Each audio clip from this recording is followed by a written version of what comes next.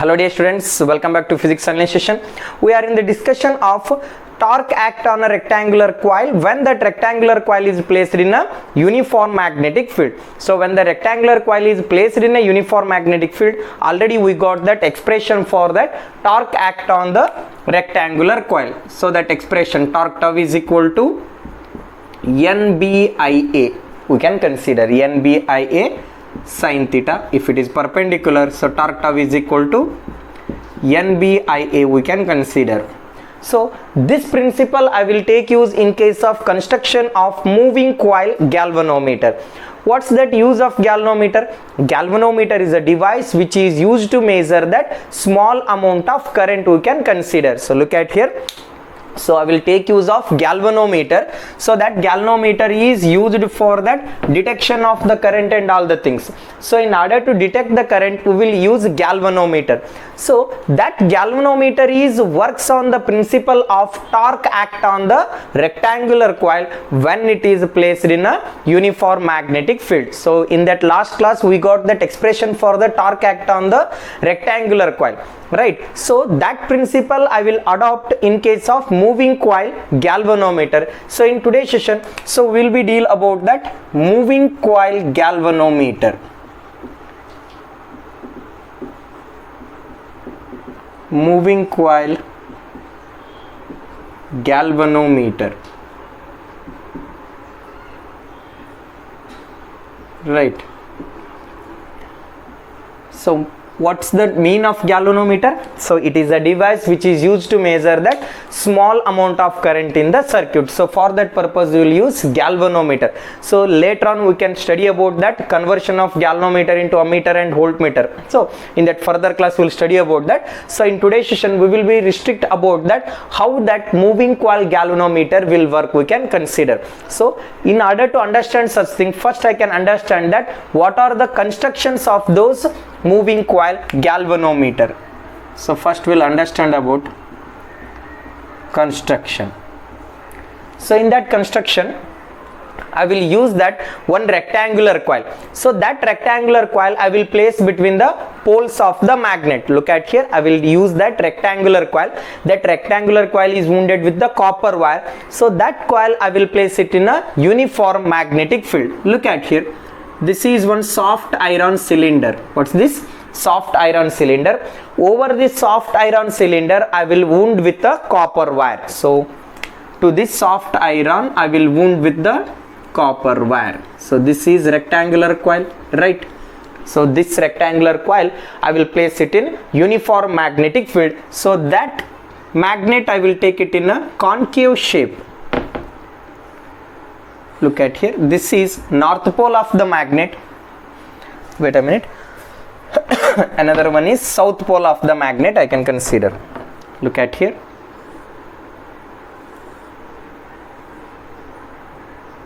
This is north pole of the magnet. This one is south pole of the magnet.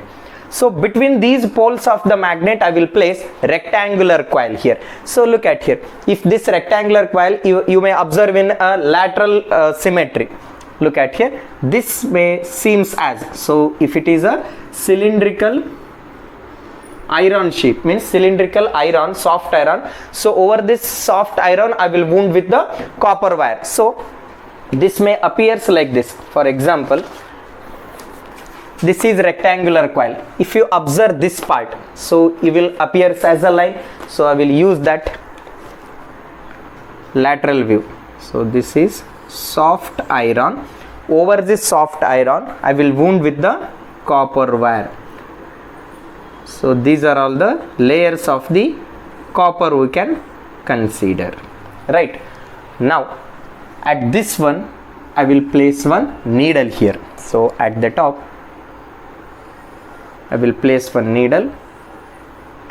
This is the scale I can consider. This is the scale I can take, and this will be the spring I can consider. So this one is spring. Look at here. So between that north and south pole of the magnet, so magnetic field lines are starts from the north, ends with south I said. The magnetic field lines are getting curved in this way. right?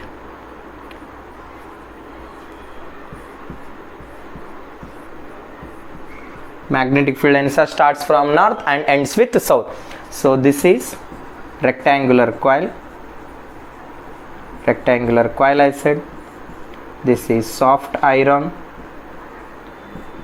magnet, and this is needle, and this one is scale. We can take it here. So this I consider as scale. How that galvanometer can able to detect that amount of current, we can understand here. So this moving coil galvanometer is works on the principle of, on which principle it works? That whenever rectangular coil is placed in a uniform magnetic field, then rectangular coil experiencing a torque. So on that rectangular coil it experiences a torque. Look at here. So in this copper wire, if current is flowing, so if that current is flowing, so from that rectangular coil concept, for example, treat this is one rectangular coil, one force is acting inward direction, another force is acting outward direction. So torque is act on this rectangular coil. Hope you get this point. So in last class only we discussed about that torque act on the rectangular coil. So for this area or for this line, so the force is acting in inward direction. For this side, force is acting in a outward direction. Because of the inward and outward direction, it will get tilt by certain angle, right? So if it get tilt means, look at here. So this is rectangular coil. So I will place one needle here. So if it get tilt means, so whatever the needle is there, the needle is getting rotate here. So needle is getting rotate means as the current is flowing, so current is flowing means it produce the deflection, we can consider. So current and deflections are directly proportional, we said. If that more amount of current will get produced, it produce that much deflection. If less amount of current is produced, it produce very less deflection. Means deflection produced in the galvanometer is directly proportional to current. We can prove it. So by the mathematical way, I can prove that deflection produced in the galvanometer is directly proportional to current here. For example, here 0, like that readings are there, right? If that amount of current is flows into this wire, so in that rectangular coil current is flowing, so that rectangular coil is placed between the poles of the magnet, then this needle will starts deflect. If it get deflect means it shows that reading, we can consider. Then I can say that current is directly proportional to deflection produced in the galvanometer. As that magnitude of the current is more, you will get more kind of deflection. This is about that moving coil galvanometer. So that moving coil galvanometer consists of soft iron, means a soft iron cylinder. Over this soft iron cylinder, I will wound with the copper wire, and this entire setup is placed between the concave shaped poles of the magnet, we consider, right? So here I will take one spring arrangement. So that spring is connected to the needle. That spring I will connect to the needle. As that current is passes here, current will get passed means deflection will get produced. So that deflection we can consider as a deflecting torque. So whatever the current is produced in this coil, because of that current, torque is experienced in the coil. So that torque we can consider as deflecting torque, right? So the moment if I off the current, so if I stop sending the current into the circuit, this coil should be comes back to its original position. How it will come back to its original position? I arranged one spring, I said. So that spring brings back the needle to its original position. So the needle which brings back to its original position means that is restoring torque, we can consider. Look at here. Here, whenever that current is passes into the rectangular coil, so that torque I can consider as deflecting torque, right? So the moment if you stop sending that current, then what happens here? This spring brings back that needle into its original position. That means restoring torque is act on that rectangular coil. If deflecting torque is equal to restoring torque, so then this needle will comes back to its original position. So from that deflecting torque and restoring torque, I can say that current is directly proportional to deflection. By the mathematical way, I can prove current is directly proportional to deflection. So hope you get these things about construction and principle of the moving coil galvanometer. So on which principle that moving coil galvanometer will work here? So whenever that rectangular coil is placed in a uniform magnetic field, then it experiences a torque. So that is the principle of moving coil galvanometer. So in the simpler way I can say torque act on the rectangular coil when it is placed between the uniform magnetic field region. That is the principle about that moving coil galvanometer. Now we can consider that how that current is directly proportional to deflection. By the mathematical way I can say, look at here, when that current is flows into the rectangular coil, then torque is experienced by that coil. So that torque is deflecting torque. When current is flow through rectangular coil,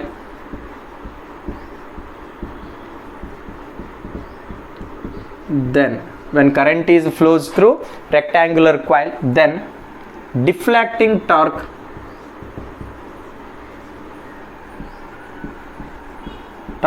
is act on it. So what type of torque is act on it? Deflecting torque on it. So tau of d. So deflecting torque means, so in that last class we derived that torque tau is equal to NBIA. NBIA, right? Opposite to that of deflecting torque, restoring torque is getting produced because of the spring here. This spring try to brings back the needle to its original position. Opposite to the direction of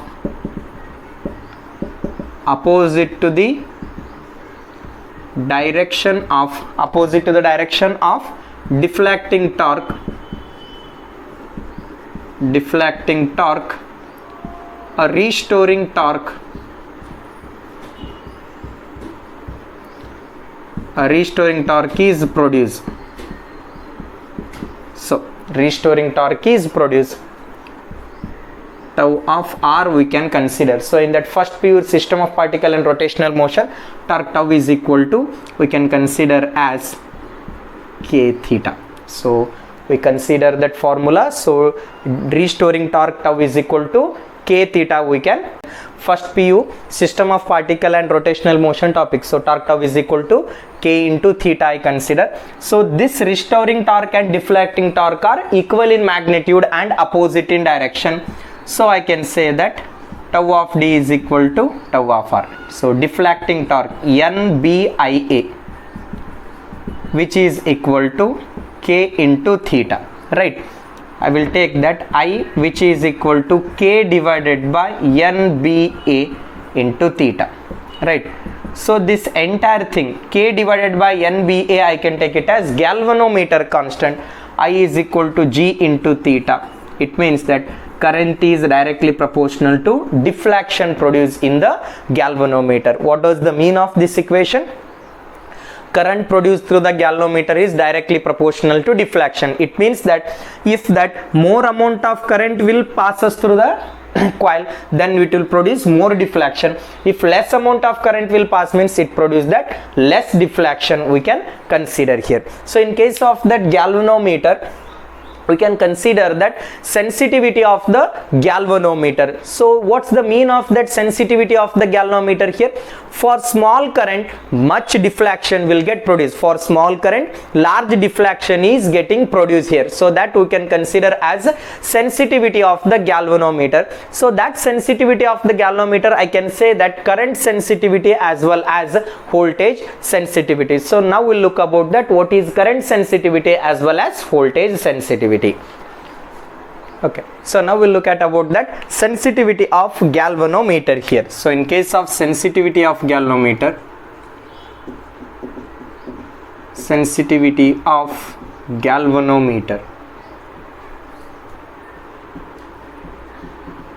so that sensitivity of that galvanometer means large scale deflection is produced for small amount of current. What was the mean of sensitivity of galvanometer here?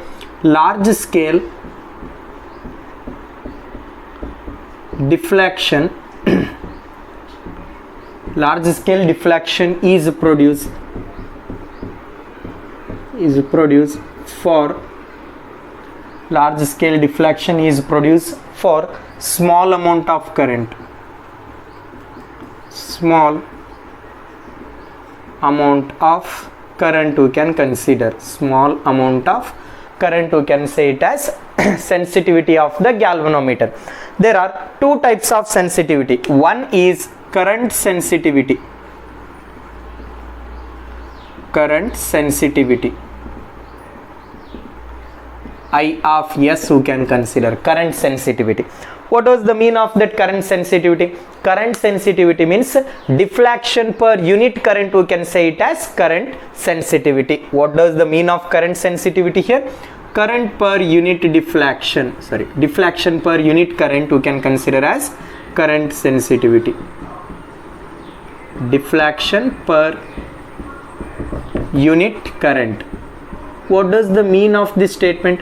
Deflection per unit current means for particular amount of current, how much deflection will it produce? So deflection per unit current is known as current sensitivity.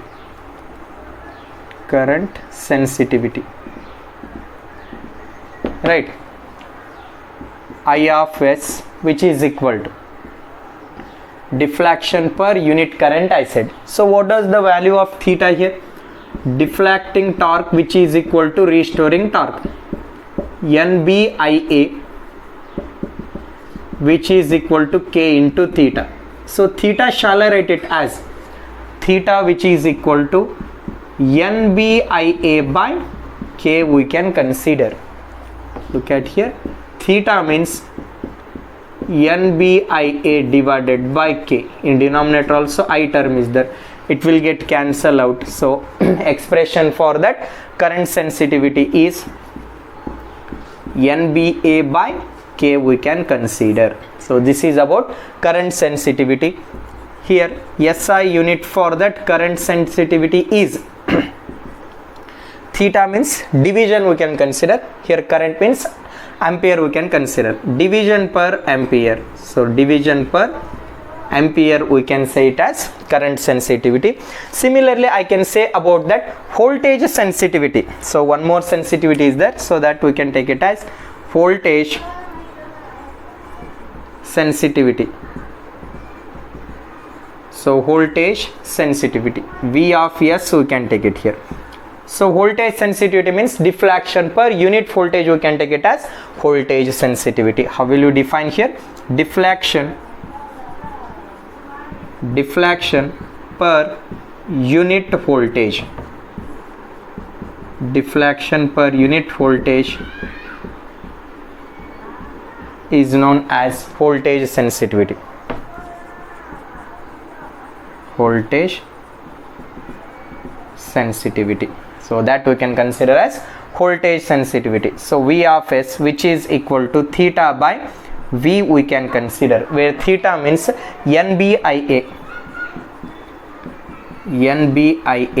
divide by K into V. So from Ohm's law, V, shall I write it as I into R? Just I will take it as NBA divide by K into R we can consider. So this is the required expression for that voltage sensitivity. Its SI unit will be deflection means division per voltage. Here division per current and here division per ampere. So here division per ampere and here division per voltage we can take it here.